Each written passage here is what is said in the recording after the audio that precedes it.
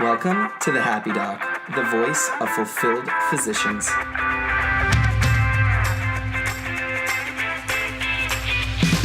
This show is about bringing inspirational, creative, successful, and happy health professionals to you. Get ready to learn how you can be a happy doctor too. Hey guys, for this episode, I'm really pumped to have our guest be Neel Desai. And Neel is actually part of the Happy Doc team, so it's really great to have him on.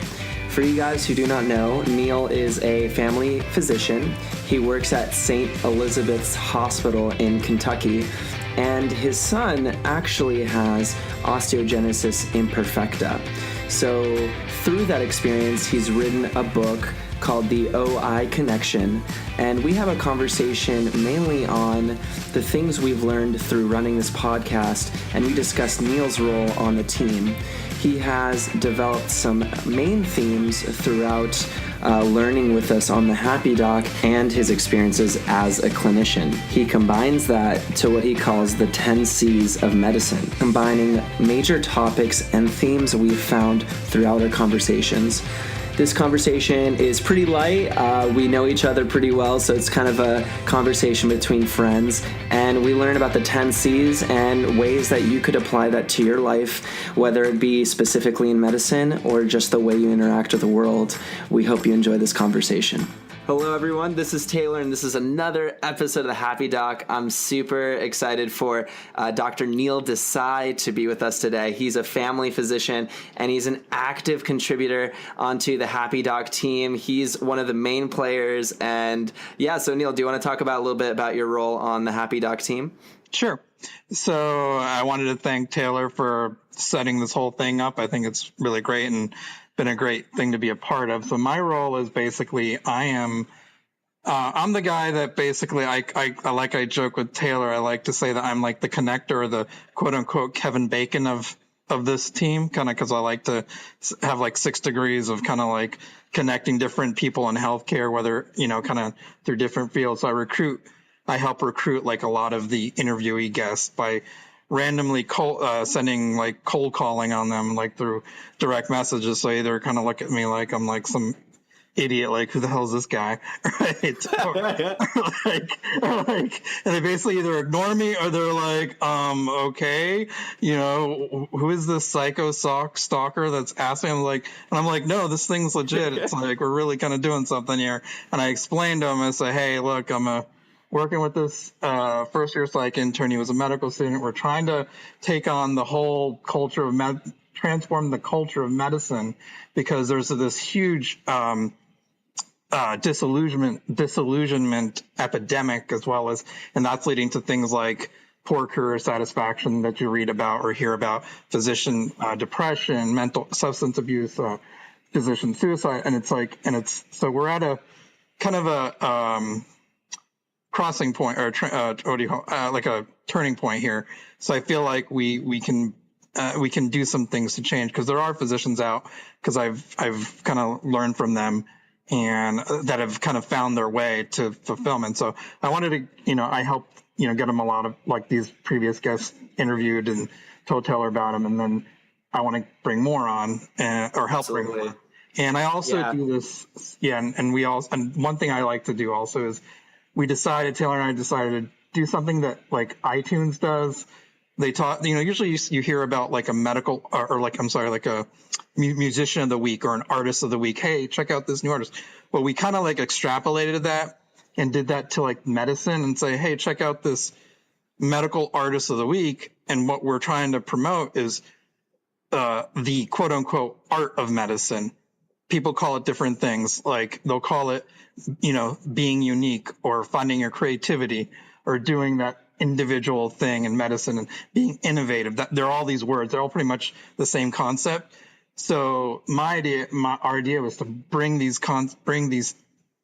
people out who are doing innovative things or creative things, and showing and basically having a gallery of different people in healthcare and how they're in each of their spaces doing really innovative things to kind of inspire and motivate other younger docs, younger students, and younger things to say, hey, it's not as dismal as some of the older generation of burnt out docs may have you believe. So that's kind of like what we're trying to do here. And that's kind of like what our goals are. Hope that was a good summary there.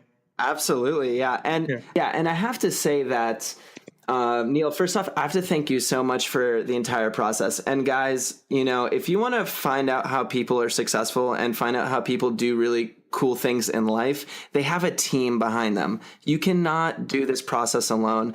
And to have Neel on this team has been absolutely amazing.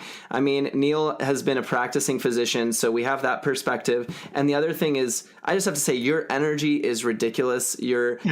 I don't know why. You should have been a millennial. Who cares about these Gen Xers?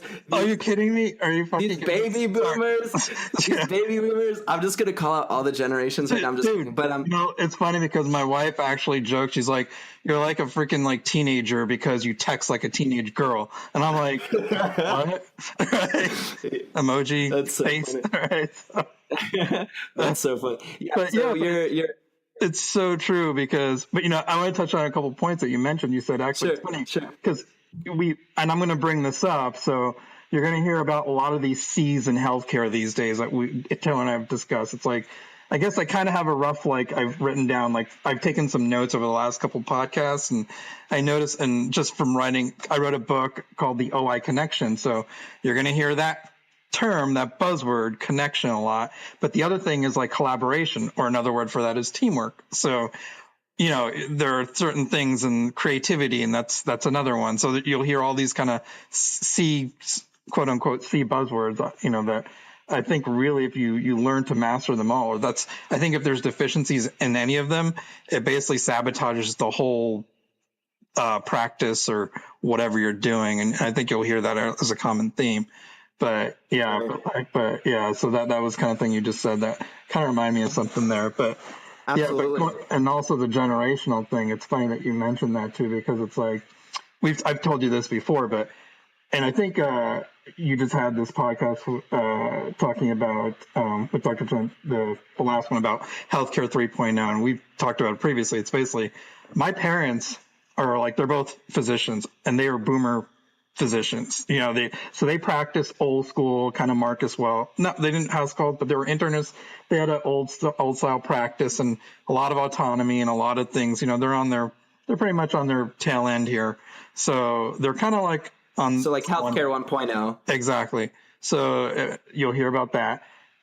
I was trained as a Gen Xer. I'm dating myself, but actually it's my birthday next week, so I'm like, well, congratulations. Thank you, but whatever. I'm like a Gen Xer. I'm like, it's so is Zuba Damani, by the way. It's funny because we're similar, both our parents are physicians, and both us were trained in the late 90s, early 2000s, and so I was trained during that time.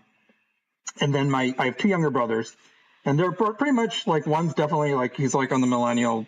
Both of them are pretty much the millennial physician. I would classify them as that. So because they were kind of trained with electronic records. I was trained with pretty much paper record. Before there were paper charts, the old school kind of thing. So it's funny because to see that transition, and then I was our hospital was one of the first to transition to the EMRs and all this stuff. So we went through all the painful transition. We're still kind of going through it. It's been 5 years. It was really painful, and everybody was pissed off, and it sucked, and it was just awful, right? But I'm going to give a little bit of point of light here. I'm starting to see a little bit of light. I mean, there's still a long way to go. And there are certain things you can start to see how you can use tech to kind of improve your connectivity and communication with, that's another thing, communication, another C I just dropped there with patients. So let me give you an example. Just this week or just tonight, what I did was you can now, they always talk about pre-visit planning for the team for if you're going to see a patient in the clinic the next day, because I'm a primary care, I'm a family physician. So to see what's going on with my patients, the good thing about having the EMR at your home or on your iPad or in your tablet, your phone, you can see what's going on with your patients from your electronic device, right? Anywhere. So what I'll do is I'll look and see who I'm seeing the next day, and I'll just put a couple notes on them, like, start the note basically night. So because the whole thing in medicine, it pretty much comes down to knowing your patient, right? Saves you time, they're happy, makes you a better clinician by knowing what's going on, their history, what you need to do, what's been done. And that's how, so when you see them and you can go there then ER for for an MI, you're like, oh, they need these follow-up things today, or they were in there for an electrolyte imbalance or something, and they've had these tests done. So it either saves you time, unnecessary testing to see, okay, this person needs this, or they need to follow up on this. And you tell them, hey, I see you were in this was changed. And the looks on their faces are actually kind of like, it's kind of fun. It's kind of nice because they're so surprised.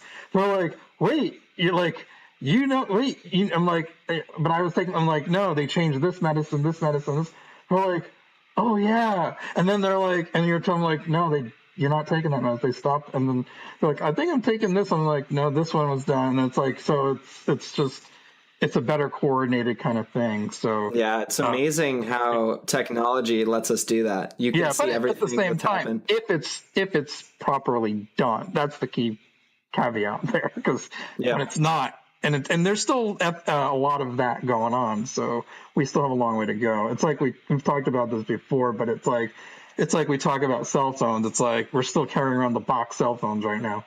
Right? Yeah. Like the 80s, those huge bulky things, or even the video game. So talking about that, I know that you've kind of worked in a more innovative clinic. Can you give us a little description of how that's kind of worked out in comparison to what maybe the standard clinic is? Yeah. So, I mean, I kind of I started a charity with like a clinic, and this was kind of like, so they talk about healthcare.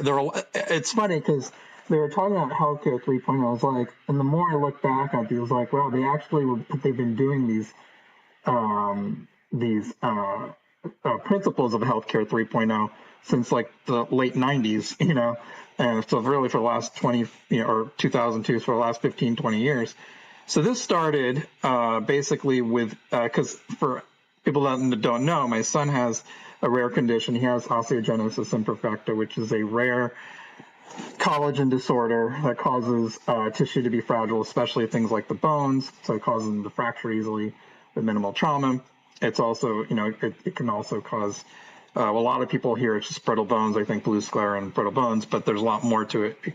It's kind of like if you think like things like Marfan's or EDS or things like that, there's a lot more to it. But, it's basically what I like to say, it's more really a connective tissue problem. And that's kind of like which is why it's a good metaphor. But so getting back to the clinic was based, this is a clinic that we take in Omaha, Nebraska, Omaha Children's. And basically they based it on a Montreal Shriners clinic, which had been seeing hundreds of these patients since the late, early 90s. And what they did is they have a team of, basically you have a family that comes to the clinic once or twice a month. And then they have a team that consisting of an orthopedic surgeon, a geneticist, a physical therapist, occupational therapist, dietitian, social worker, and nurse manager, dentist, and they all each one of them comes to the patient with like their mobile computer, and they each address that individual kid's needs based on their whatever their studies, and they come up with an individualized treatment plan.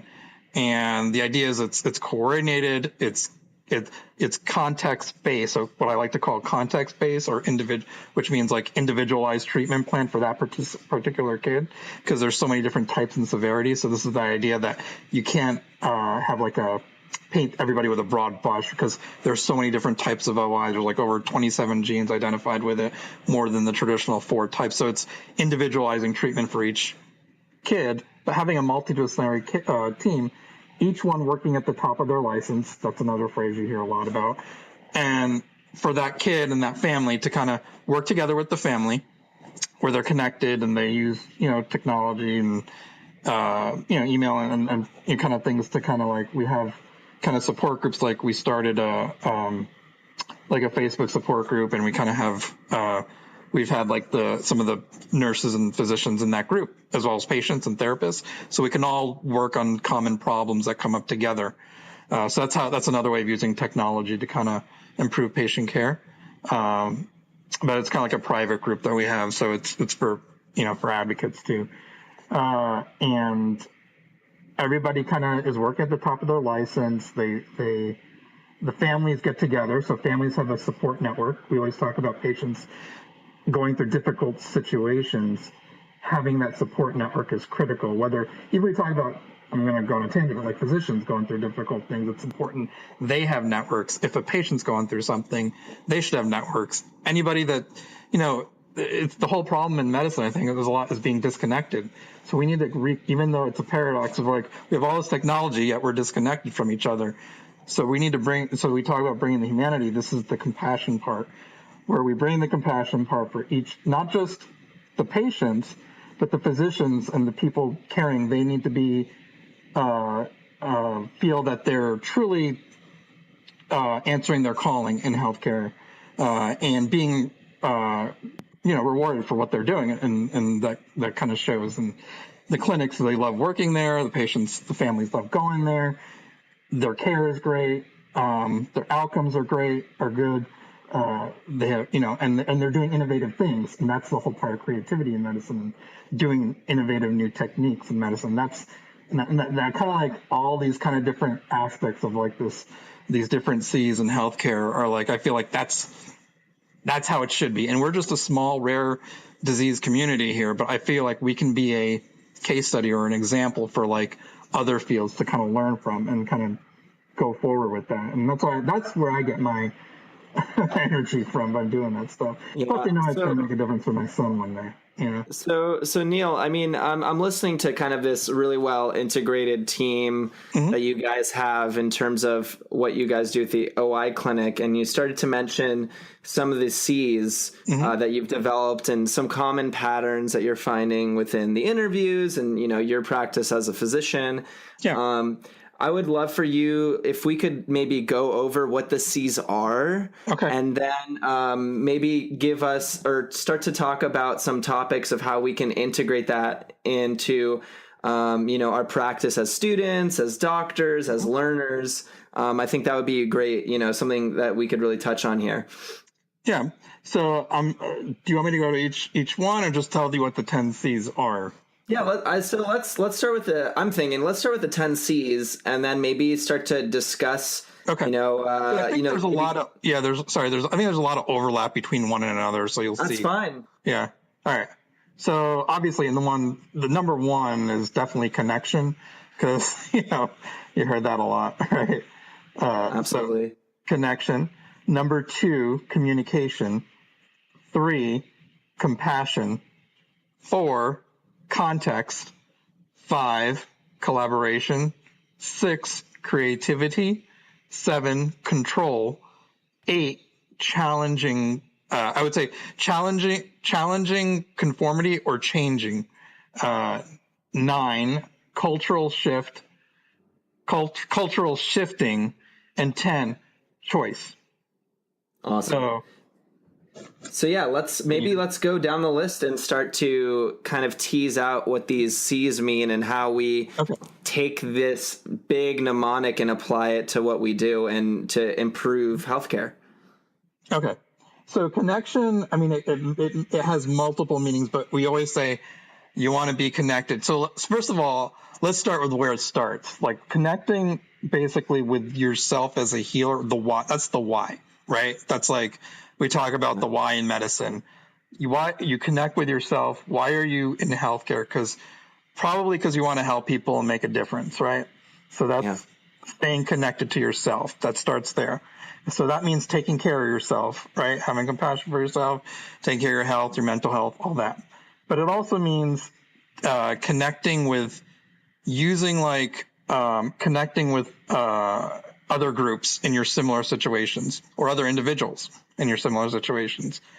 But it can also mean using technology to connect, like whether it's social media or, digital technologies, EMRs, like to connect with your patients to like on that level, on a technical scale. And that, I think, because the breakdown in connections when you have all the problems with burnout and depression, all that stuff. So I think Absolutely. that's the key part from connection, because staying connected is vital to it's part of being human, and that's part of like why it's a human endeavor. Medicine's a human endeavor. We're here to connect. Right. And I actually wanted to add, not to add, but to echo, something and highlight what you said about connecting with yourself. Mm-hmm. I think that sort of what's been happening is I jokingly like say this in my head, but it's kind of true. I think we've built sort of a martyr kingdom. I think we have a bunch of people that have forgotten to they give so much they forget that they don't take care of themselves. So that seeing connection and connecting to yourself, I think, is so important. And if you feel lost, as I think it was Venu was saying in the previous interview, you need to find your humanity. You need to reconnect with yourself. You need to reconnect with being human. And I definitely want to highlight that, taking care of yourself is important to patient care. Like, if that's the way you have to look at it, taking care of yourself allows yourself to give to others better. So whatever way you want to look at it, connecting to yourself, connecting to others, knowing how to heal yourself, like, that's so important. So I definitely wanted to highlight that. Yeah. And connection is going to be different for connecting with yourself is going to be different for every person. Like for someone, it could be like, going for a run. For someone, it could be like playing their flute or something. Or for someone, it could be going to read a book or hanging out with their family or whatever it is that re-energizes you. That's your recharging. That's your decompression. That's like we call it in our practice. I think I have a really good practice because like we'll call it like mental health days or something. But I think what we're saying is it's our chance. It's like our reconnecting kind of like, decompression, but like our chance so we can reconnect when we're back at work to, deal with all the stress of being in practice. So that because then you're recharged, you're reconnected and you're able to be a better clinician. You're better to yourself. You feel better. And then I think everything's backwards when you're right. It's about being, because like medicine and still, a lot of the people who go in, it's like, you're the smart and you have it's like what, Dr. Wendy Sue Swanson said, like, everybody needs a no button, because like we can't, sometimes we're like, no, I needed some time for myself. Even if it's 5 minutes to 10 minutes to meditate, have a few minutes, write a couple notes, whatever, just a few minutes for yourself. Take that every day. It'll make a huge difference. Yeah. And that's the thing. Like, I think we're all very yes people. Yeah. I'm speaking, I mean, not everyone's like rainbows and sunshine and perfect, but like most of the time, we're genuinely trying to be helpful, but there has to be that point where you're just like, no, like I literally cannot do this and I need to protect my space. I remember one of my friends recently was asking me if I could help him move out from his house this weekend. And I just worked my first week of, shifts for the emergency department. And I was just like, normally, like if I looked at myself maybe a year ago, I would have said yes, even though I was exhausted. And really, I, just as a small example, I was like, you know what, I can't, I'm going to take some time for me. And I really made it a point because otherwise it just wasn't going to work. I was going to exhaust my fuel tank and then I wouldn't be able to do my work the next week. So no is just so important. Yeah. And that also goes to the fact of also building, it gives you a clinical skill of setting boundaries. That's the thing that we don't do enough. But like, all right, we're gonna like not going to happen. Patient wants certain things like narcotic or whatever, things like that. And you're like, no, because it's, if you wouldn't do it if you wouldn't say it for someone else, why isn't it good enough for yourself? So that's something to chew on there. Yeah, for sure. So do we want to move on to communication? Yeah. So communication kind of dovetails on the last one, but it's like communication means, but it's also, again, I guess there's like a dichotomy here. There's the communications, like using digital technologies to communicate on a mass media scale. Like if you want, like Dr. Swanson said about using social media, digital fingerprints, that kind of thing. But also it's important communication between not only learning the art of communication between not just between you and your patients, but you and your colleagues, you and your organization, you and your community, because a lot of misunderstandings and you and your staff, a lot of, especially in this kind of digital kind of healthcare world we're in, you can miscommunicate through like digital messages and emails, and it's happened a lot. And like I've noticed in like the MyChart message, like, I don't know what you're saying. So you just go talk to the person. We're like, oh, that's what you meant. Like it's like you can never read the tone, nonverbal communication. And so and that's something that I think is so lost in this generation is people are just afraid to and I think about this in the whole like Tinder dating, like all of this like stuff going on.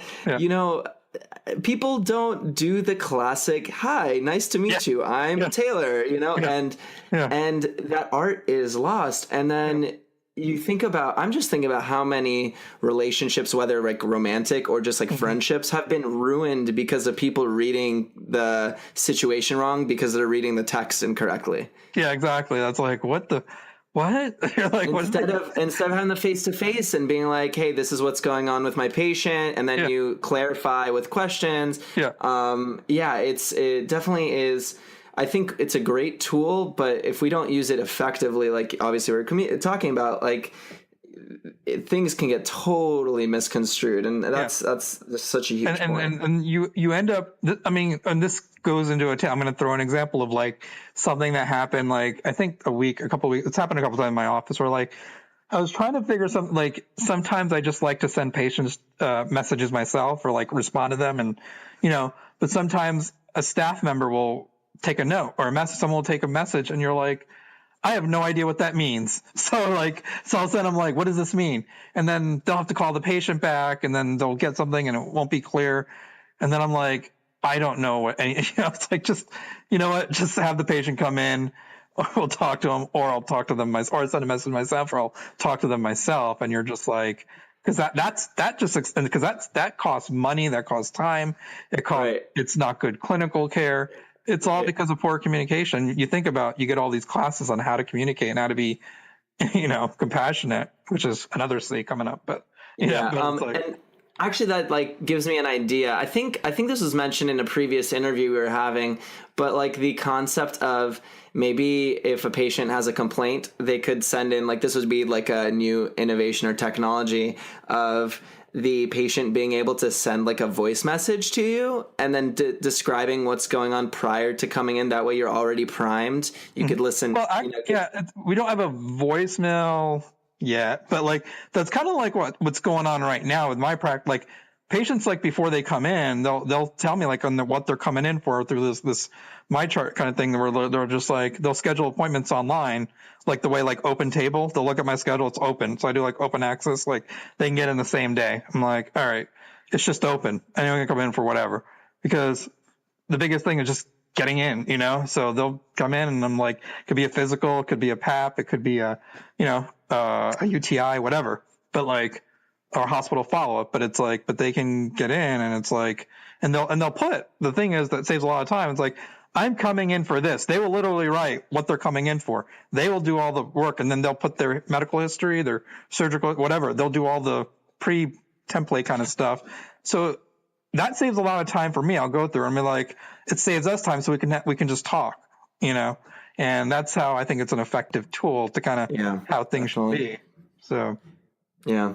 No, and I love that. I mean, I just think about how much time is spent just collecting history, but if that's just already done, then you can just really hone in on the physical exam and maybe even just talking about other things besides that, So, and actually knowing the human, connecting with them in a human way, which leads us to the next C, which is compassion. Yes.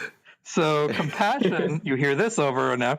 People call it different things. They'll say, it's finding the humanity in healthcare teams and patients. So it's like, it's about having them practice. Compassion means, I think there's a lot of imbalance right now on the patient side, right? Because it's like, but maybe not quite. It depends on who you are, but like, I think there's a lot lacking on the like the healthcare team side. I mean, you hear about poor staffing ratios, you hear doctors, we talked about I was like, if everyone has to be like appreciated and allowed to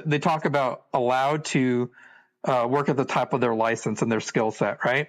This means nurses should be given, if they're, it's like basically to me, I'm like, it comes down, that's what you're calling trust.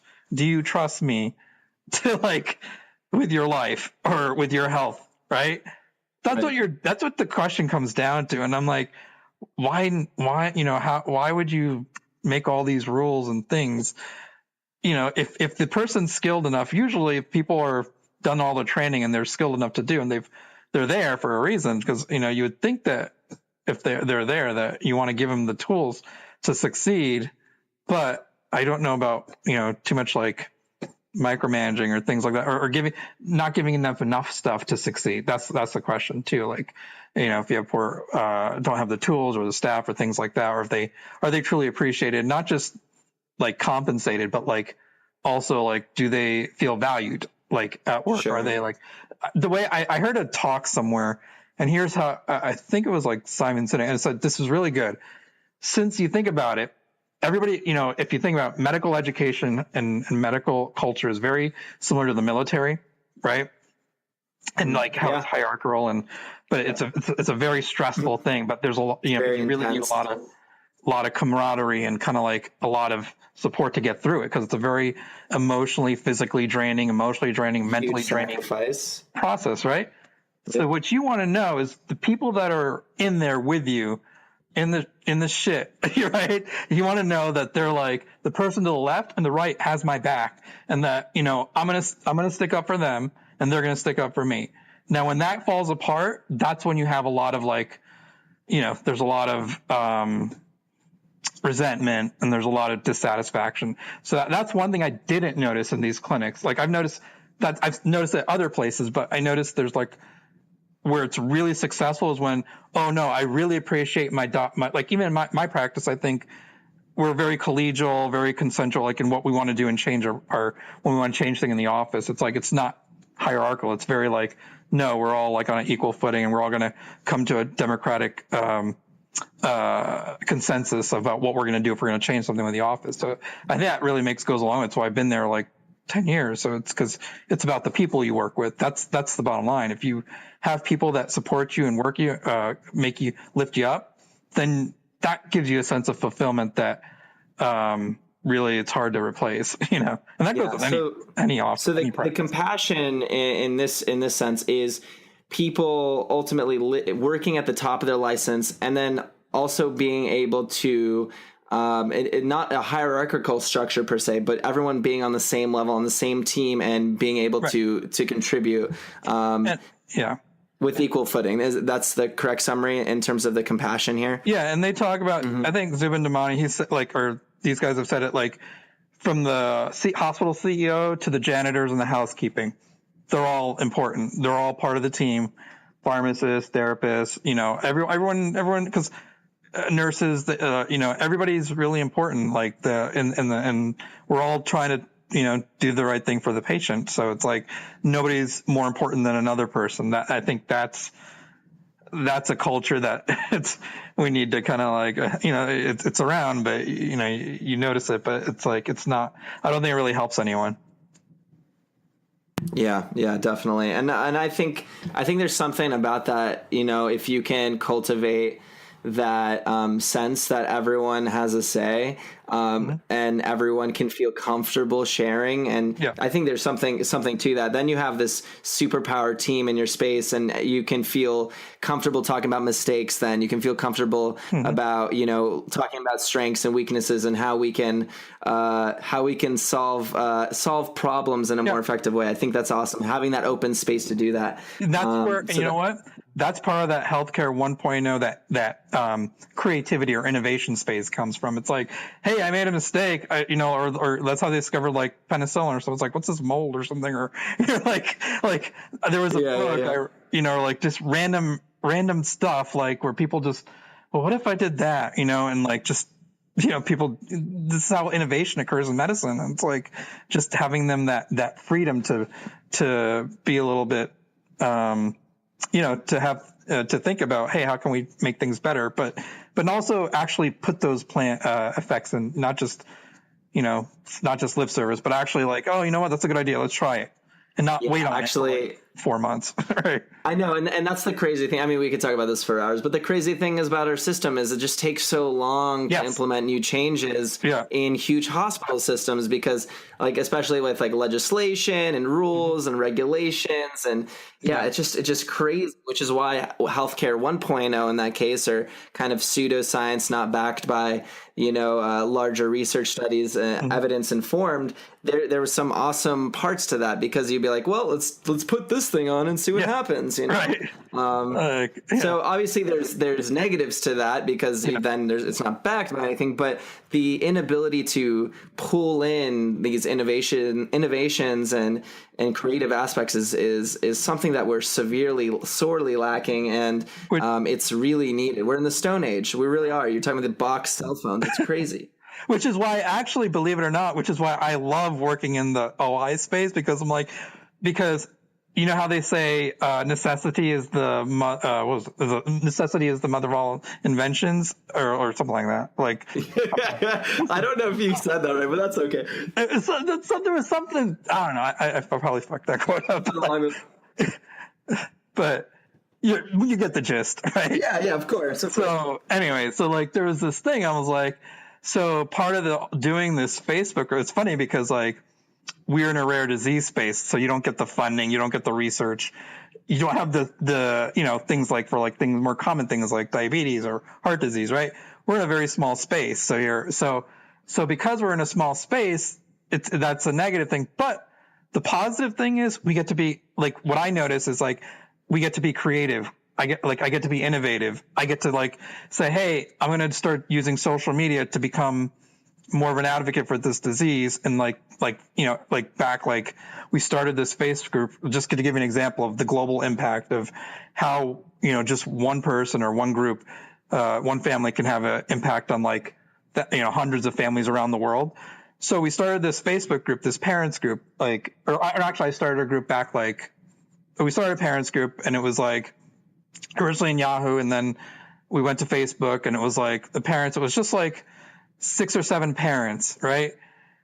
Next thing you know, today, that group has over 2,500 members. And these are families of OI children with types from all over the world, from you name it, from all. And these families support each other. They have networks. They've had meetups in real life. They've had support groups, and they've started support groups. They've had events, international, global awareness events. There have been a lot of awareness from this, and then I started a group, kind of more of on the medical side, for resources to kind of help for people looking for medical information about it. And I had one of my son's doctors be part of that group. So he'll contribute every now and then. And we keep keeping in mind HIPAA and things like that, but it's a private group, and we'll just discuss general concepts, what's new, whether something's legitimate. And we'll have physical thing about, look at this. We got geneticists in there. We have endocrinologists. We got physical therapists, occupational therapists from around the world. We got global international advocates, and we have parents, we have adults with a condition. So we have this pool of knowledge from over the last 50, 60 years. And that's kind of what I wrote about in my ebook about how we're connecting globally and how it's evolved, about medicine has evolved and what's possible. And because 15, 20 years ago, my son, who today was swimming across a pool and running around, would be in a power wheelchair and immobile and fracturing and pain all the time. But because of modern day infusions, treatments, therapies, he's doing these things nobody ever thought they were doing, and they're forging a new path. And these children like him are, he's just one example, but that's the power of using the digital age to transform healthcare. That's what's possible. And I want to be that voice of say, hey, and I've been jumping up and down. Hey guys, these are all healthcare 3.0. This is what's possible when things are used right. And I know it's kind of hard to see through the weeds right now, but look, I'm all by myself. I'm in this small corner over here trying to say, hey, look at my son, look at us, look at this group. There is some amazing things that are really possible if people just, open their eyes, or wake up, as they say, or stay woke, right? Yeah, stay woke. Yeah, hashtag woke. But no, it's like no, but seriously, no, it's really awesome. I mean, that's an amazing example of just the community of OI and how that kind of blew up. Mm-hmm. And actually, I have another example. Actually, two examples that come to mind. One, in our Happy Doc support group, one of the members of our group saw someone post something disturbing on Facebook. Yep. And he looked into it, and he messaged the guy through Facebook. I don't know if it was a guy or a girl, but that's not important. Right. And kind of just reached out, and I believe they talked on the phone or just spoke on Facebook. Yep. And essentially probably talked this person out from hurting themselves, Mm-hmm. And so that's a huge example. Another example of just the amazingness of connectivity through Facebook.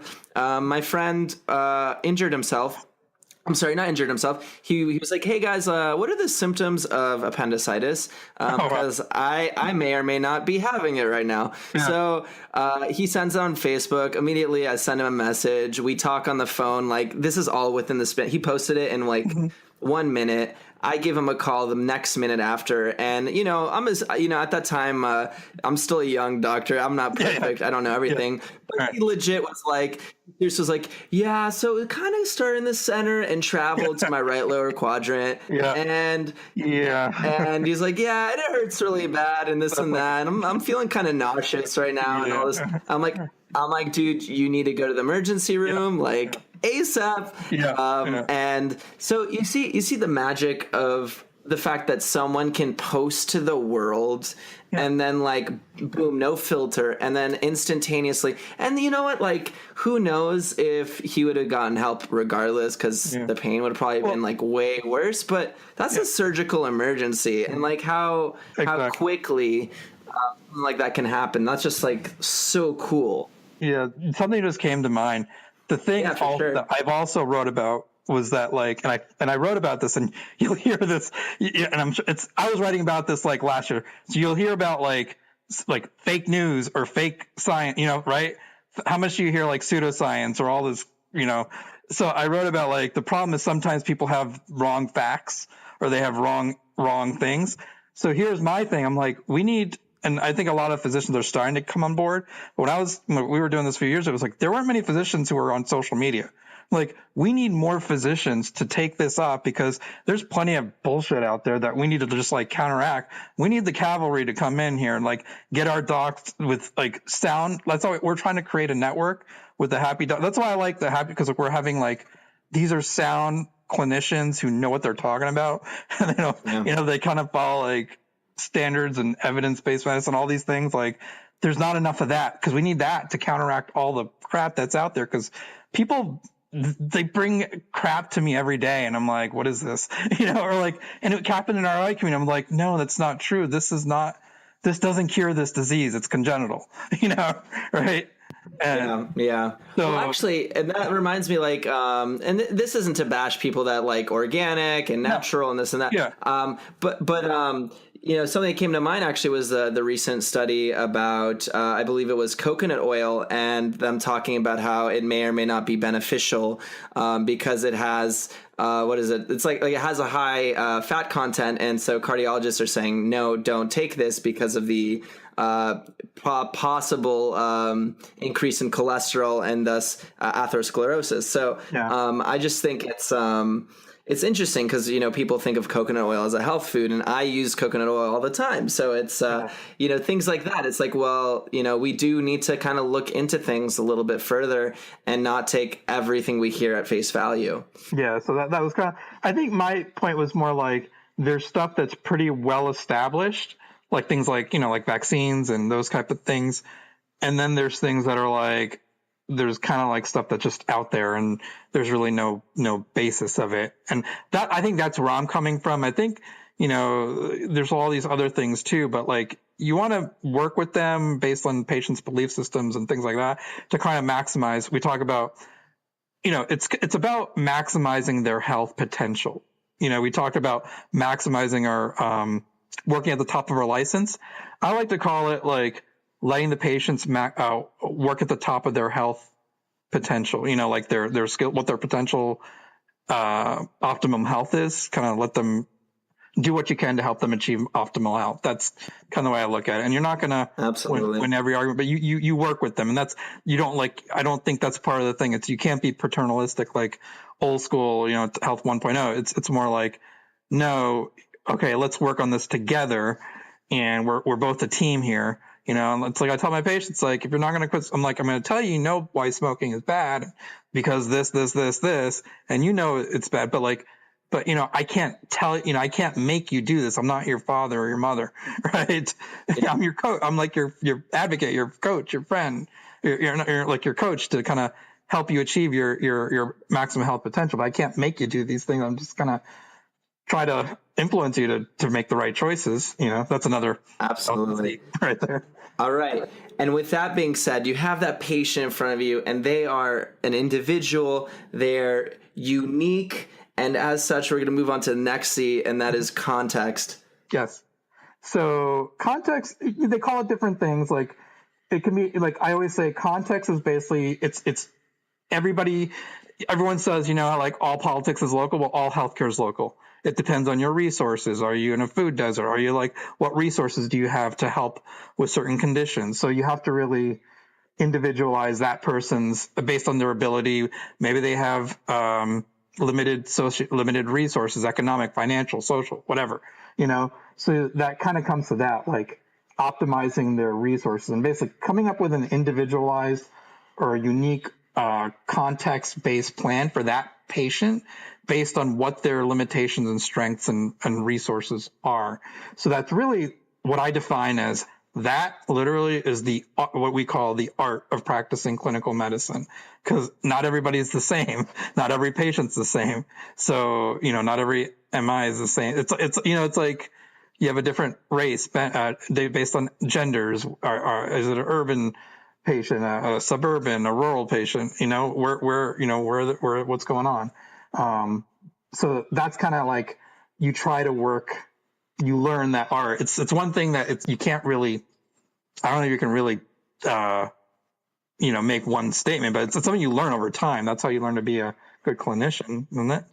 Yeah. And so to me, this part with the context, it's really like the quote, checking the boxes type of medicine versus the actual human thinker, like thinking in a bigger sense. How do we optimize the person in front of us?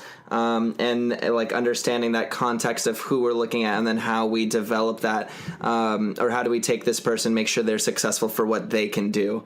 And I do think that that's something that, people don't always think about. And, when you're in a rush, you can't always think about the bigger things, but super important and something that that's a really good C here and something that's really important for us to think about. Did we have anything we wanted to talk more about on this point? Nope. All right, great. So we can move on to 5. That's collaboration. Yeah, that's also teamwork. So collaboration means, again, it's that theme of like, you're collaborating with your patient for common healthcare goals. You're collaborating with your healthcare team, your nurses, your administrators, your hospital, your practice for your patient population. You're collaborating with your community to kind of help for, kind of public goals, and your town, your city, your country, all these things. It's all part of collaborating for the greater good of the healthcare to kind of improve. That's kind of like, but you want to make sure that you want to master those other points in addition, in conjunction with this. So collaboration space, it's about teamwork and making sure each teamwork is pulling their weight and allowed to be a productive team member. That's what that's about. Yeah, and I actually wanted to talk a little bit about competition versus collaboration here. Yes. And that's a really good point that I want to bring up. I think, and I'm a very competitive person too, so this is a very important thing for me to realize. Yeah, so you go through this whole process. You want to be the best at what you do. You go through college, you got the good grades, you go into medical school, and everyone's super smart, and you're always competing.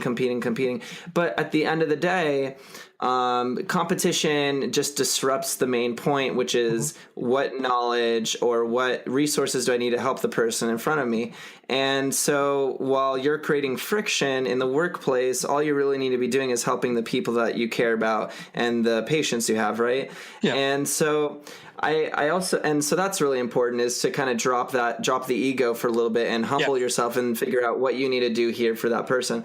And another thing I want to talk about is in a business sense. I think we talk about competition in businesses. And yes, like for example, if you have two food stores next to each other, they're going to be competing and you want to get most customers and this and that. But another way to look at that is learning from your quote competition, or learning from your peers and saying, what are you guys doing that's great? What are we doing that's great? And how can we combine our resources? And also you spend so much energy trying to better or be better than someone else instead of just being the best self that you can be.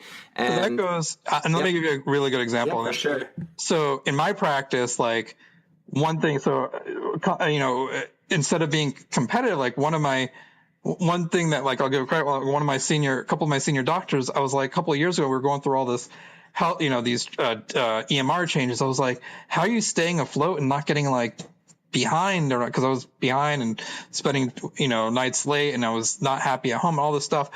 And they were like, well, I just opened the note. I start the day before, and I opened, I was like, and I asked a couple others, like, yeah, that's what I do. I was like, oh, okay, well, it seems to be helping, because they seem to be getting out relatively on time and things like that, and finishing their stuff relatively not as late as the rest of us. So I started doing that. I was like, hey, this actually works. And the other thing is also, like, why I really enjoy like my practice is because it's about the teamwork, or the instead of being competitive with each other, we lift each other up. So it's like, hey, one of them was sick or had some healthcare or a family issue, or or my son needed surgery. They're like, don't worry about it. Just go. You take care of yourself. We'll cover you. We'll cover your patients. Go, And then when I was there, I'm like, when one of them got sick or had some other stuff going on, I was like, don't worry about it. We'll take care of it. And that's the way we are with each other. We're like, we have each other's back, and how many times in medicine do you hear about, like, being cutthroat and someone like cutting someone down because they think it makes them like look better or something, and that, how does that help anybody? You'll get what you want, but in the long run, it's toxic to a medical culture and a practice. Yeah. And, I think it's so refreshing when people have that collaborative attitude. Yeah. And I'm going to give an example of this, not to, this is nothing specific, but over last week, we were getting ready to discharge one of our patients, and usually the nurses are the ones that take the IVs out. And on one of the particular patients, I had a little bit of time, so I went over and just like made sure I explained some stuff about the discharge to the patient, and I took out the IV, and I just, something really simple and small, but usually I guess it's a standard that the nurses usually do that. Yeah. And I did all that stuff, set it up, and I let the nurse know. I was like, hey, just to let you know, and so I did this for them. And she's like, oh my God, really? You're so awesome. And to me, it was such a small thing. Yeah, small things go a long way. Yeah. And it wasn't even like, it wasn't a big deal to me. It took 2 seconds. I went and said hi to the patient, whatever. But like that little thing, that little point of helping someone else in that situation, I guess that's not normally done, where I did. Well, that's what stood out. Yeah, that's what it was. It wasn't a big thing to you, but it was a big thing to them. That's what was important. Right. It was this little bit of work that, it was this little bit of work that wasn't my work. It was, quote, her work, and I did it for her. And small things like that, I think it just goes a long way, and it's really cool. I think in that scenario, now she might feel that she wants to help me out at some point. And then that's not the point of it. I was just trying to do good for someone because I had some time. But that's like the cool collaboration part. Instead of just competing, or this is my work and this is your work, but instead just doing what needs to be done for the patient. And I think that's something really cool that we get from that. Think about how much you missed. You probably saw it in medical school or internship, or you'll probably see it in residence, like just others trying to get ahead by making others look bad or something like that, or it's just, I don't know, that always kind of like, in that situation, I just think of how much wasted energy, right? Like you're competing with them and you're just like trying to bring them down. Like, why waste your time doing that when you can just go and make friends and connect and like do what you need to do and like learn? Like, you're wasting so much energy thinking about all of the repercussions that could happen instead of just like being a good person. I don't know. At the end of the day, I just think you're just like wasting time. It's just like, it's just why waste that mental energy? I'm like, I know, like I've seen it. My brothers, they've had dealt with like, so it's just like, why deal with that kind of culture where it's just like, it's, I don't get it. But like, that's kind of why I guess this is maybe like, when you finally find that place, wow, people will really appreciate you and they have your back. It's like, that's why it's really energetic, because you're like, no matter how bad things get, you know you have somebody to like vouch for you, and that goes no matter all the other stress. You can handle almost anything then. Yeah, and I think that's actually something that Dr. Patty Barrett said in our interview. Yeah. He was mentioning when the hours of work are not as big of an issue as opposed to the feeling of being appreciated. And I think in a culture where people are working together and you're helping one another, that is implying appreciation. Like, you appreciate them, so you're giving to them. And so like, that definitely has an effect on well-being and removing ourselves from things like burnout. Mm-hmm. So that's really important. I think, are we ready to move on to the next one? Yep. All right, cool. So we'll move on to one of my personal favorites here, creativity. Yeah, so creativity is basically, this is what we were talking about healthcare when like this is where innovation in medicine happens, where you're just like that freedom to be. I think medicine tends to kind of, at least where we are in medicine now in a lot of places, it's stifling this. You know, it's stifling these 1.0 things about innovation, ingenuity. Or there was a book that I read a couple of years ago, and I was like, why am I so disillusioned? So there was a book I read. It was called Inventology by her last name's Kennedy, first name's Pagan, P-A-G-A-N. And she was talking about the science of ingenuity and how just random science of ingenuity and innovation and just serendipity of just things just happening. We're like, you know, I was talking to a friend, and this kind of reminded me of like our conversation here. Think about this. Like, when we're just having conversations, we're like, oh, that made me just think of something. Think about how many people, like how many scientists, physicians were just hanging out like in the lab or just having a drink or something somewhere years ago or whatever, just hanging out, you know, just talking. And I was like, wait, what if we did this? Right? Think about that. How many moments how many things like that happen nowadays? Because everybody's stuck in their silos in front of a screen. It's like that it's just people being that disconnection kind of stifles that kind of like innovation and ingenuity kind of thing. So I think that it's important to have that ability to be creative, to be innovative in your healthcare space and do things that maybe kind of like, and this is another challenge this culture and challenge the system, you know, to be creative, kind of, because that can be very energetic. I can speak from personal experience.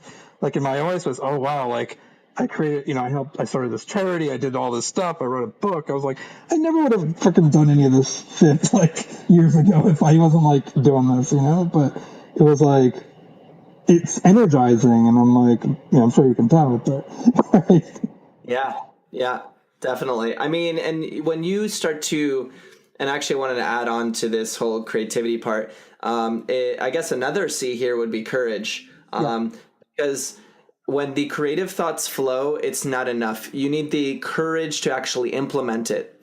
Mm-hmm. And I've noticed once I kind of broke the seal personally to be like, you know what, screw it, let's go for it, and let's start to take some chances here and try something new, more creativity came. So it's almost like this positive feedback loop where you're like, your body just knows you're courageous enough to try things, and then it keeps feeding the system. I don't know what it is, like it's just something to do with the creative spirit, really.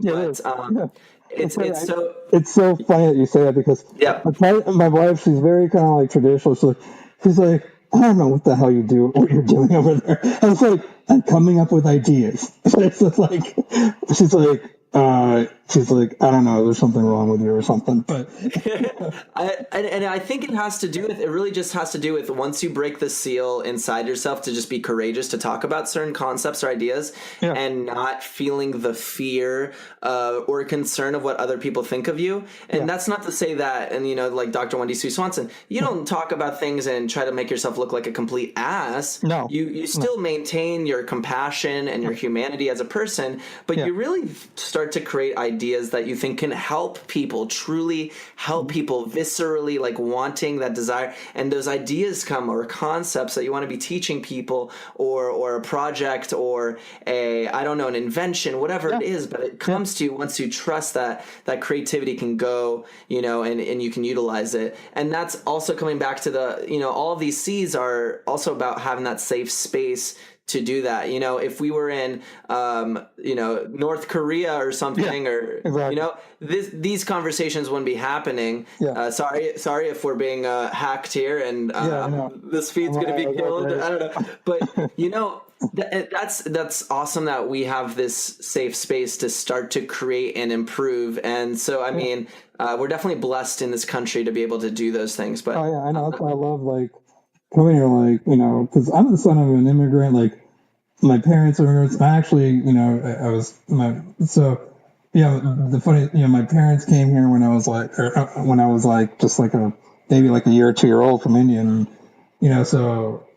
I became like naturalized as a citizen in high school with my father, and it was like, I don't know that I would have had the same opportunities and things if they stayed back there, where we were here, or kind of like, and same thing for my son. Like, he wouldn't have had the same opportunities over there for care and things like that he's gotten over here, and also for me to do the stuff that I've been doing. So, but I also think it also comes from this stuff. It comes from a deep place. So it's like it gets to your core. Opportunities here are really amazing. I wrote a whole article about I was given so many opportunities to succeed, not just to become a physician, but then to do these things here and to connect with families all over the world. And you want to hear just another funny story? We recently went to Ireland for vacation. I went with my parents, and it was really cool. I got to spend Father's Day with my father in Ireland in a castle with my son, and we were hanging out. And this was a castle that had they used to take in orphans and stuff, and it was it was really amazing. And then we also got to meet one of our OI friends' families. She's a physician. She's a family physician, has a daughter with OI. I wrote about her, and we got to meet. Her daughter couldn't make it, but we met her at a restaurant and in real life, and got to connect and talk about stuff. And we've known her for 8 years, and we've helped families around the world with OI care. So I wrote about OI care in different countries, and so it kind of gave me a good perspective of how healthcare works in different countries, from Australia to Ireland to Canada to the U.S. and all over Europe. So it was a really interesting journey to kind of learn these things. But yeah, it was the opportunities. These opportunities. My son, if I didn't go through that thing, and my son didn't have this thing, it was really difficult in the beginning. But where we are now, if you told me where we were now, we'd be where I'd tell you you're out of your mind, but we've been very fortunate to have these opportunities because we've had all these, we've been lucky to have these things. Yeah, for sure. And I mean, my family is not originally from the United States, and, my family's from Israel. So people there work longer, they work harder, and they make less generally. And everyone's trying to come to the States. And I don't think it's funny. I think no matter what country you're in, people are just going to complain. Yes. I don't think it matters where you live. People are going to complain. But the interesting thing is having that perspective of different countries, having that global perspective of what other people face, and knowing where you're at is such a good mind hack to realizing how blessed you are. Yeah. I mean, we have a whole culture, and I have to speak about this. We have a whole culture of medical students and doctors that are killing themselves, right? Yes. They're killing themselves. Yeah. And that's absolutely, and they're depressed and this and that. I get it. this sucks. It's terrible. You work long hours. You're exhausted. You have huge amounts of loan debt, but you're still able to eat every day. You're still able to sleep under a roof. I think that a great mind hack is to count your blessings, is to look at what opportunities you do have. And I'm not saying that things are perfect in healthcare system. No. Far from it. And, obviously we wouldn't have this podcast and what we're talking about if we thought that was true. But to also realize the positive aspects of every situation we're in is so important. So, it goes back to thank you notes that Dr. Wendy Sue Swanson said. It's also said something that we concluded like a couple of months ago. And we tried to do our first podcast before. One thing we talked about was like, hey, when you're feeling down, I think you told me this, like one thing I noticed was like when I was feeling down, when I was like not feeling, I'm like, put your energy into helping someone else or someone going through a similar situation you are. Yep. So that's kind of why I searched out when I was going through like this quote unquote like disillusionment burnout. I was like, so that's when I found like these podcasts, like, oh, the Dr. Patty Barrett's podcast. I told him, I was like, this is really cool. And then the other one was Mark Shapiro, the Explore the Space. I was like, wait, I'm not the only one going through this shit. How come no one else told me this? Right? And it's like, right. And then they're talking about it. And like, even if you're just listening to a conversation, it's nice to know someone else has either going through it or has gone through it, but they've gotten through it and they've kind of come out like on the other side or figured out some ways to deal with it.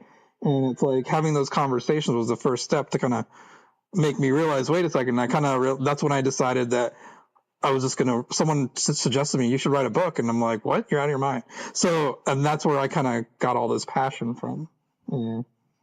That's amazing. And, like, look at you, right? You never thought you could write about a book and you wrote a book, right? Yeah. Like, anyone can do it. You just have to believe in yourself and channel that energy into whatever topic or whatever that you're passionate about. It's like, you can totally do it. You can do whatever you want. If a random fool like me can do it, anyone can do it.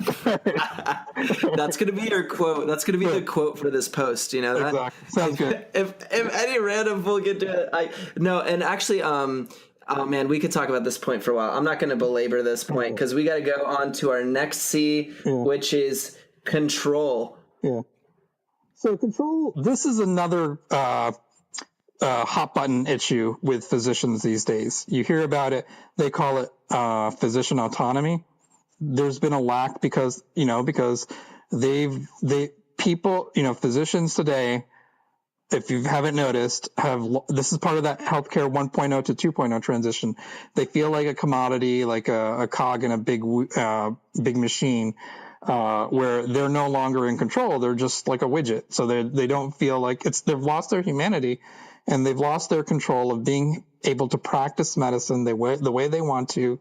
They have multiple masters, whether it's insurance companies, drug formulary, pharmaceutical companies, administrators, or the government, there's so many things that are. It's basically the middle person syndrome. It's like that's what part of the problem is. I think with the whole healthcare, it's like. There's too much things getting in the middle way. I've always said the problem with, my biggest thing with advancing in my own personal journey is like getting rid of minimizing the third person in my practice. So that's why I tell patients, schedule your appointments. If you have a problem, sign up for this email account, email me directly. I'm usually good about checking it regularly every day. I'll open the schedule so you can open up. If there's any problems, give them a call. But I want you to be able to communicate with me. And that's part of that communication is that. So we're both that's how it got me my control back. The other thing that got control back was actually, I should thank you because it's doing this project. It's like, hey, I get to write about medical people who are doing cool things and being, so that's kind of that's part of the theme of medical artists is that, I wrote that article. It's about retaking healthcare and by doing innovative things, that creativity. That's how you take healthcare back, by giving the physicians a power to be creative and innovative. And that is how you hack the system from inside. That's how, because it gets to the point where that becomes so successful or pretty much the standard that all these other ways and inefficient ways become obsolete. That's kind of my vision, or that's what my insight is here.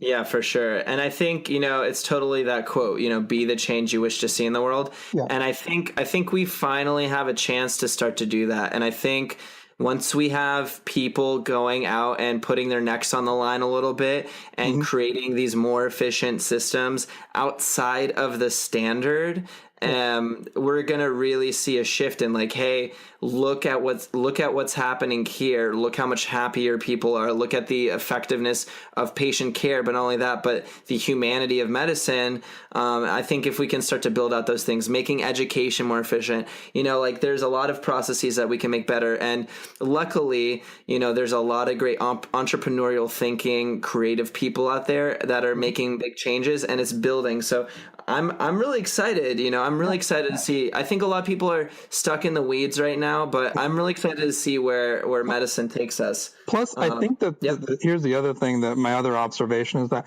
a lot of the people telling you that like medicine sucks, get out, all this stuff, these are the people who are pretty much so burnt out, or they're going to be either out of medicine very soon, retired, or not with us.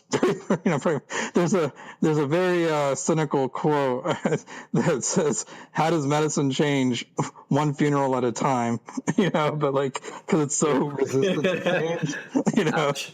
I mean, I've heard that somewhere, but yeah, no, I've definitely heard that too. I mean, yeah, I mean, but that's kind of like making an overall point that it's how resistant and conservative, how like it's just so resistant to change that it takes medicine traditional medicine is not very receptive to different ways of thinking. It's like, okay, this is the way it's always been, this is the way it is, and this is the way it's always going to be. So get used to it or get out. Yeah. And that's, that's the issue, is these physicians that are thinking that way aren't using that sea of context. We have a completely different context than they did. Our context is integrating the current modern ability we have in terms of technology, what we can do in terms of automation to really make this whole thing streamlined. So again, we emphasize the actual thing that matters,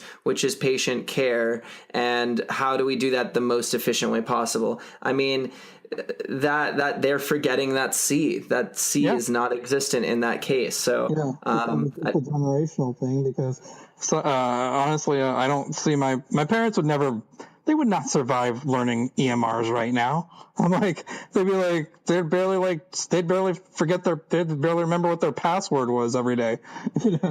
So. Yeah, exactly. I think about my mom. She can't find the volume button on her iPhone, Exactly. So, my mom, what my mom does? One day she was on Facebook. She's like, instead of doing the like button, she wrote like.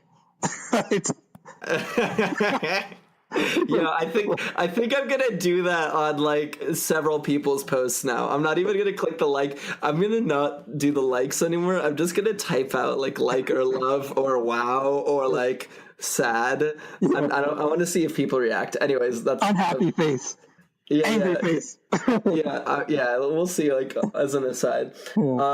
All right, so we got the control. We need to find that balance with personal control that we're talking about. So let's move on to the next one, which is challenge, conformity, or change. About that. It's pretty much what we talked about earlier. I mean, the courage to challenge the way things are, having that courage to speak up, but not in like you got to be in a very productive, you don't want to be in a respectful kind of way, like do it productive, go through productive channels, try to get people on your side, people higher up, or get a group together and be like, hey, we had an idea. And then you go to like your higher ups and be like, we think this, and you come up with a plan and you say, I think this is the reason why we think here's a problem and we have a solution. And then you kind of see where it goes from there. And, I think that's the effective way to do it, or one way, Yeah, definitely.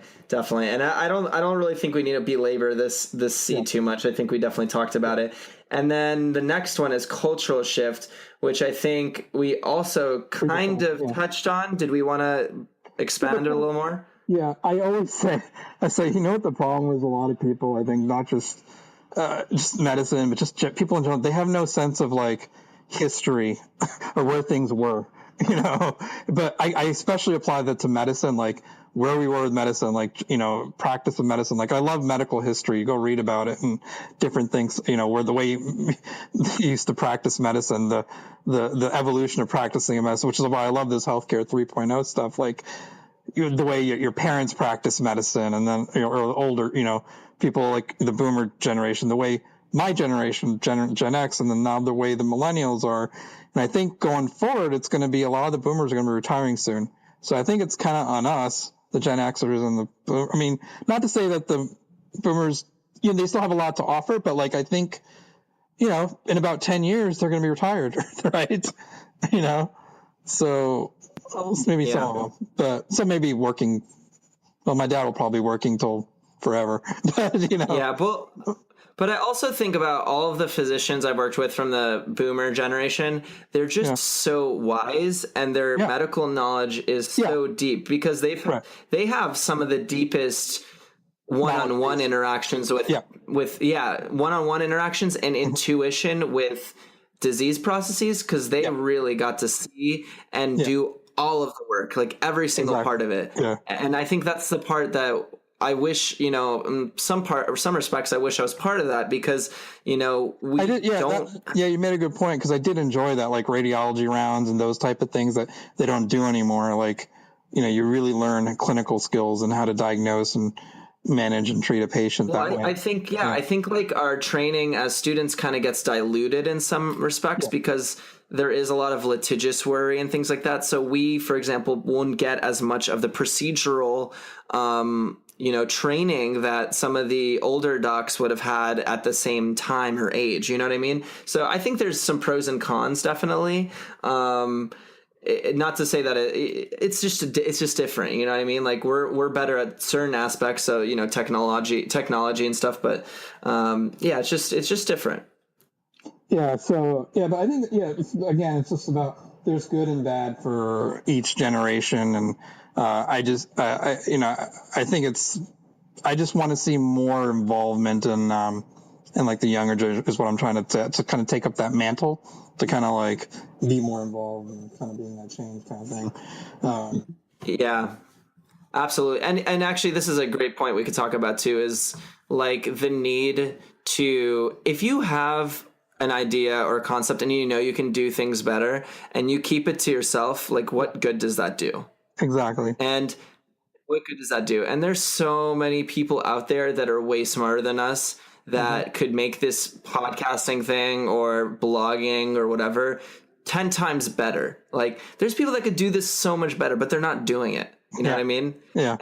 And the fact of the matter is when you do something and you actually have the courage to go for it, then you actually start to improve and all that stuff. So, I mean, there's so much talent out there. Like I think about all of those underground musicians and people that are, keeping this hidden talent inside themselves. So if there's one thing, like I hope people get out of even listening to these conversations with us is like get inspired. Like that's the whole point, like inspiration. Yeah, it's inspiring, and it's kind of like an idea. It's all about ideas, inspiring to have innovation, ideas, and this idea or kind of revolution where you're kind of like, because that's how healthcare changes. You're like, hey, I have an idea to do a better way to treat our patients better, or a way to help our colleagues better, or the way the system works. We can change things here. Or it comes with like things like this, like just coming out of nowhere, Definitely. Or that little glimpse of inspiration that comes to you. And then, here's a big thing too, guys. Like if you have an idea, write it down right away, because you will not remember it. I swear to you. Yeah. This happens to me a million times a day where I'm like, oh my God, this was the Einstein idea. I just discovered relativity. Yeah. And then boom, it's gone.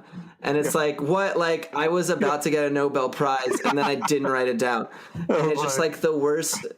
It's the worst moment ever. Like I should have had 1,000 Nobel Prizes right now. And I'm here as a, just starting residency. I don't know. My life could have been totally different. People that write on their napkins that come up with a great formula or something, or great J.K. Rowling. That's how Harry Potter came. Yeah. I'm today I'm no J.K. Rowling, but today I was listening to your pod. I was like, holy shit, I just came up with an idea with these things. Like, I was like, I gotta write it down. And then I text you. I was like, so my thing is like, I'll text you and I'll be like, hey, what about this? Right? Like, right. And like, yeah, expressing, I don't know. I just think like there's like, I don't know. I think people don't think they're good enough. Like, here's another mind hack for you. Do you realize that Donald Trump, like President Obama, the Dalai Lama, they're just human beings? Like every single idol that we've had on this planet is just another person. Like they're just other people that like are for some reason idolized, like Brad Pitt, Leonardo DiCaprio. Yeah, they're good looking, whatever, but they're just people. And I think when you just remove that fact, like that celebrity part, and just realize like you're special too, and you're important, and your ideas matter, like that's when you can start to actually take change. You got 12-year-olds and like making like apps that are like crazy, like on the iPhone now, and I'm like, just kids, whatever. Right. They don't care. They're like, right. It doesn't even matter how old you are anymore. Like you just have to like go for it. And anyway, it's just it's really an amazing time for people to live, for the people that take advantage of this time. Like we literally are living in the best time possible, I think personally, but it really has to be with us taking advantage of those resources, which boom. Oh my God. That led perfectly into the last scene, see how which is choice. Choice that kind of like ties a bow on it. It's all about what we're going here for in healthcare and medicine with this whole movement and what we're doing. It's for advocating for choice. It's like if you want to go to whatever kind of practice, whether it's being a physician employee, starting your own practice, working for like some nonprofit, doing whatever it is. We just want to advocate for more choices. That's what we're trying to do here. So we want to. These podcasts and these guests, they're opening up the possibility of choices. And when you have the possibility of choices, that's the world we're living in. Like, cause we have all these apps and all these individualized things. We can individualize it and we can make the choice work for us for better, for our mental and physical health, for our patients and for our communities. And that's what this is all about. And I think that ties a bone on there. That was an awesome response. And actually, I'm listening to an audiobook. You should look into it. I mean, everyone listening into this should look into it. It's called it's by Eric Barker. It's called Barking Up the Wrong Tree. And this guy is awesome. He did a lot of research into like social science and behavioral science. And he brings it all together, and he applies like tips that you can bring into your life, essentially, that is backed by research that shows like these are the things that you should do in your life to be successful, because it's literally backed by research, and this is what people do to be successful. It's really cool. But he talks about, and this is perfect with the choice aspect, is pickers versus choosers. So the concept of a picker, and this is what most people do, is, you end up with a selection. Let's say you have a menu at a restaurant and you have a bunch of choices or things that you can pick from, right? So technically speaking, a person who's a picker is someone who looks at that menu and they pick one because that's what's on the menu. A chooser is a person that, and we talked about this before with self-awareness, like a chooser is a person that you have such good self-awareness that you know what you really want in life. So you like have that deep understanding your why, of what you're looking for, what you're trying to create in the world, or whatever that is. And so if that choice, like let's say it was a menu item, let's say that menu didn't actually have the thing you wanted, then you don't eat at that restaurant. You get up, you stand up, and you go somewhere else because that choice that you wanted isn't there. And that's the difference between like inventing your life versus allowing the world to control your life. And so like that deep sense of choice, like that, Neel's talking about, and what we're looking for is once you understand the possibilities, you can choose your life. And that's kind of the really exciting thing about what we're doing is, displaying these really cool people and, Neel being able to look out for awesome people in the space and us to learn from them and realize the possibilities that, you can start to pave the way for how you choose. Right, Neel?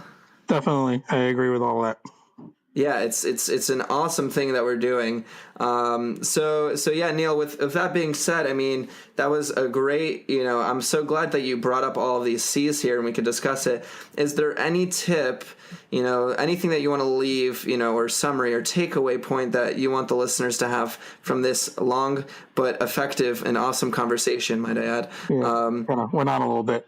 Yeah, no, that's fine. Like, I love it. That's cool because I think people get a lot out of this. So what is a tip that you might want to provide to the listeners today? So I think the main thing is, I'm going to go back to being connected. It's all about that.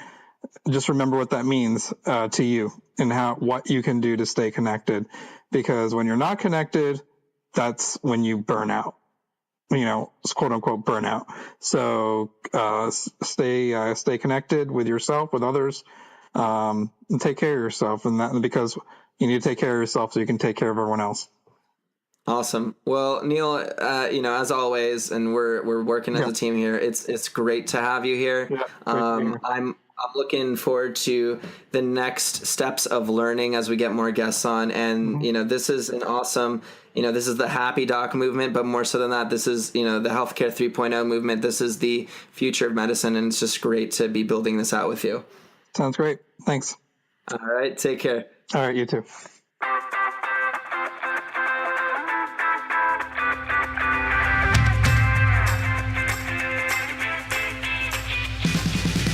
Hey guys, we hope you enjoyed this episode and we want you to definitely subscribe to our social media channels. Check out the Happy Doc on Facebook, iTunes, Twitter, and Instagram. Please like, subscribe, share, and send us feedback. And please check out the website, www.thehappydoc.com. Again, we hope you enjoyed the Happy Doc, the voice of fulfilled physicians. Peace out.